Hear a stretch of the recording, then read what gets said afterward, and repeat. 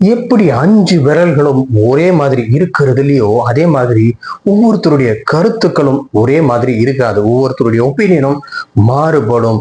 ஆனா அதுக்காக நம்மளுடைய டயத்தை நாம வேஸ்ட் பண்ணிக்கிட்டு இருக்க கூடாது. இதுதான் நம்ம லைஃப்ல இருக்கக்கூடிய ஒரு மிகப்பெரிய ஒரு சேலஞ்ச். இதை எப்படி ஹேண்டில் பண்றது அப்படிங்கறத உணர்த்தக்கூடிய ஒரு அழகான குட்டி கதையை தான் இன்னைக்கு நம்ம வீடியோல பார்க்க போறோம். அன்பு நண்பர்களுக்கு வணக்கம். இது தடம் யூடியூப் சேனல். தடம் பார்த்து நடப்பவன் மனிதன், தடம் பதிப்பவன் மாமனிதன். இன்னைக்கு நம்ம வீடியோக்குள்ள போறதுக்கு முன்னாடி நம்ம சேனலை சப்ஸ்கிரைப் பண்ணாதவங்க சப்ஸ்கிரைப் பண்ணிடுங்க. மறக்காம பெல் பட்டனை கிளிக் பண்ணிடுங்க. வாங்க இன்னைக்கு வீடியோக்குள்ள போலாம். ஒரு பக்தன் இறைவனை நோக்கி ரொம்ப கடுமையா தவம் பண்ணிக்கிட்டே இருந்தான். ரொம்ப கஷ்டப்பட்டு ரொம்ப நாள் தவம் பண்ணிக்கிட்டு இருந்தான். அந்த தவத்தை மெச்சி இறைவனும் ஒரு நாள் அவன் முன்னாடி வந்து அருள் கொடுத்தாரு. கொடுத்துட்டு உனக்கு என்ன பரம் வேணும் அப்படின்னு கேட்டாரு. இந்த பக்தன் எனக்கு மற்றவங்களுடைய மனசுல என்ன நினைக்கிறாங்க அப்படிங்கிறத தெரிஞ்சுக்கக்கூடிய வரம் எனக்கு வேணும் அப்படின்னு சொல்லி இந்த பக்தன் கேட்டான். இறைவனும் அந்த பக்தியை மெச்சி நீ கேட்ட வரத்தை கொடுத்தேன் அப்படின்னு சொல்லி இந்த இறைவன் அவன் கேட்ட வரத்தை கொடுத்துட்டார். இந்த வரம் கிடைச்ச கொஞ்ச நாள்லயே அந்த பக்தன் மறுபடியும் இந்த இறைவனை நோக்கி பயங்கர கடுமையான தவம் இருக்க ஆரம்பிச்சான். இந்த இறைவனும் திருப்பி இந்த பக்தன் முன்னாடி வந்து நின்று, ஏன்பா என்ன ஆச்சு, நீ கேட்ட வரத்தை தான் நான் கொடுத்தேன், உனக்கு என்ன பிரச்சனை அப்படின்னு கேட்டாராம். இந்த பக்தன் சாமி தயவு செஞ்சு நீங்க கொடுத்த வரத்தை திரும்பி எடுத்துதுங்க, எனக்கு இந்த சக்தி வேண்டவே வேண்டாம் அப்படின்னு சொல்லி இந்த பக்தன் சொன்னாராம். ஏன்பா என்ன ஆச்சு, நீ விருப்பப்பட்டு தானே இந்த வரத்தை கேட்ட, உனக்கு என்ன ஆச்சு அப்படின்னு சொல்லி இறைவன் கேட்கிறாரு.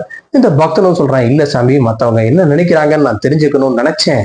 ஆனா என்னைய பத்தி அவங்க நினைக்கிறதெல்லாம் கேட்கும்போது என்னால தாங்க முடியல. ஒருத்தன் என்னடான்னா என்னை ஏமாத்தக்காரன் நினைக்கிறான், ஒருத்தன் நான் பொய் சொல்றவன் நினைக்கிறான், இன்னொருத்தன் என்னைய சோம்பேறி நினைக்கிறான், இன்னொருத்தன் என்னடா நான் என்னை குடும்பத்தையே கெடுக்கிறவன் அப்படின்னு நினைக்கிறான்.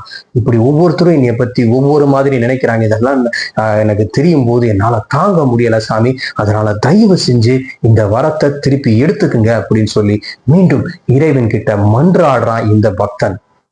இந்த பக்தன் சொன்னதை கேட்ட கடவுள், அப்படியா நீ சொல்ற, சரி என்னதான் நடக்குதுன்னு பார்ப்போம் அப்படின்னு சொல்லிட்டு என்ன சொன்னார் அந்த பக்தன் கிட்ட, நீ இந்த மரத்தடியில படுத்து நல்லா நிம்மதியா தூங்கு, நீ தூங்குற மாதிரி இரு, வெளியே என்ன நடக்குதுன்னு எதுவும் கண்டுக்க வேண்டாம், நான் என்ன நடக்குதுன்னு பாக்குறேன் அப்படின்னு சொன்னா. இந்த கடவுள் சொன்னனே இவனும் போய் இந்த மரத்தடியில நல்லா நிம்மதியா தூங்குற மாதிரி படுத்துருக்கான்.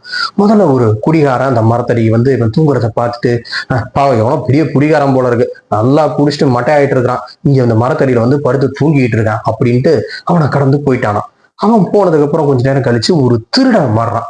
அந்த திருடன் இவனை பார்த்துட்டு, நைட்டு பூரா நிறைய இடத்துக்கு போய் கொள்ளையடிச்சுட்டு இங்க ஆளு புத்தியில படுத்து தூங்கின்னு இருக்கிறான் போல இருக்கு அப்படின்னு நினைச்சிட்டு அந்த திருடன் இவனை கடந்து போயிட்டானான். அதுக்கப்புறம் ஒரு நோயாளி வர்றான்.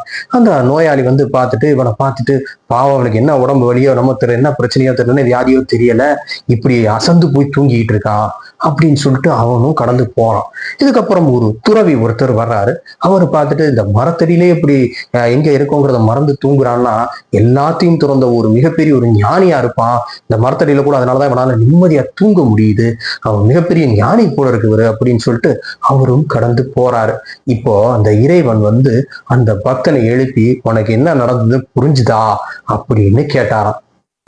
இந்த பக்தன் சொன்னானா, இப்படித்தான் என்னைய பத்தி எல்லாரும் ஆளாலும் ஒவ்வொரு விதமா சொல்றாங்க அப்படின்னு இந்த இறைவன் கிட்ட சொன்னான். இந்த இறைவன் பார்த்துட்டு, எல்லாரும் உன்னைய ஒவ்வொரு மாதிரிதான் பார்ப்பாங்க, ஒவ்வொருத்தர் பார்வையும் ஒவ்வொரு மாதிரி தான் இருக்கும், அது முக்கியம் இல்ல, ஆனா அவங்க எல்லாரும் உன்னைய பத்தி பேசினாங்களே, உன்னைய பத்தி நினைச்சாங்களே, அது அவங்களோட உன்னைய சம்பந்தப்படுத்தி தான் நினைச்சாங்க.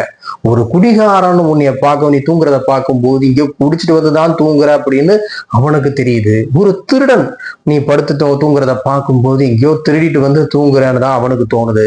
அப்போ அவங்க ரெண்டு பேரும் உன்னையும் ஒரு குடிகாரனாக, உன்னையும் ஒரு திருடனா தான் பாக்குறாங்க. அவங்க லெவலுக்கு தான் அவங்க திங்க் பண்றாங்க. அதுவே ஒரு நோயாளிக்கு நீ ஒரு நோயாளியா தான் தெரியற, ஒரு ஞானிக்கு நீ ஞானியா தான் தெரியற. அவங்க எல்லாருமே அவங்க லெவலுக்கு தான் உன்னைய புரிஞ்சிருக்காங்களே தவிர நீ யாரு அப்படிங்கிறது அவங்களுக்கு தெரியாது. அது உனக்கு மட்டும் தெரிஞ்சா போதும், அவங்களுக்கு தெரிய வேண்டிய அவசியம் இல்லை. நீ உனக்கு நீ யார் அப்படிங்கிறத நீ உணர்ந்துட்டேன்னா அது போதும். நீ அவங்க உன்னைய பத்தி என்ன நினைக்கிறாங்கிறது உனக்கு தேவையில்லை. நீ யாருங்கிறது அவங்களுக்கு உணர்த்துறதும் உன்னுடைய வேலை இல்லை.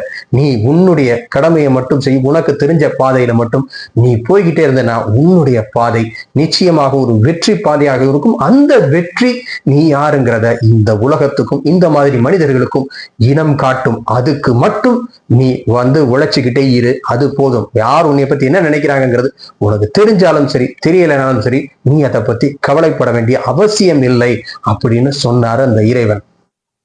நாமளும் இப்படித்தாங்க, நம்மளை சுத்தி இருக்கிறவங்க எல்லாரும் நம்மளை பத்தி என்ன நினைக்கிறாங்க, இன்னும் ஒப்பீனியன்ல இருக்காங்க அப்படின்னு நினைச்சுக்கிட்டே இருக்கோம்.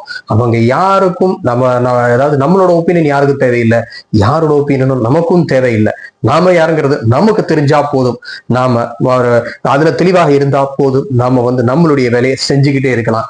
இதை நம்ம மற்றவங்களுடைய ஒப்பீனியனை பத்தி கவலைப்படாம நம்மளுடைய வேலையை நம்ம செஞ்சுக்கிட்டே இருந்தா, நமக்கு நாமளே உண்மையாக இருந்துட்டா அது போதும். நம்ம எடுக்கக்கூடிய முயற்சிகள் எல்லாமே நம்ம வெற்றியாகும். அந்த வெற்றியை நம்மை மற்றவர்களுக்கு இனம் காட்டும். இது மட்டும்தான் நம்மளுடைய டாஸ்கா இருக்கணுமே தவிர மற்றவர்களுக்கு நாம விளக்குறதோ நாமளே விளக்கிக்கிறதோ புரிய வைக்கிறதோ நம்மளுடைய வேலை இல்லை.